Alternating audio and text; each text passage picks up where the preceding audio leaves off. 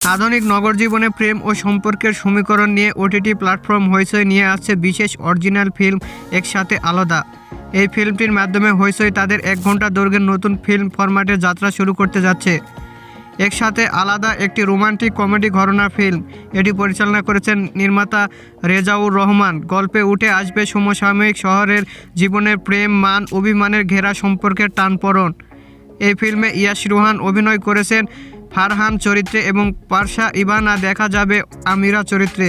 ইয়াশ পারসা জুটি দর্শকের কাছে অত্যন্ত জনপ্রিয় হলেও হইচই এর পর্দায় এবার প্রথম তাদের একসঙ্গে দেখা যাবে। নির্মাতার দাবি, এই ফিল্মে দর্শকদের প্রিয় এই জুটিকে সম্পূর্ণ নতুন এবং সময়োপযোগী অবতারে উপস্থাপন করা হয়েছে।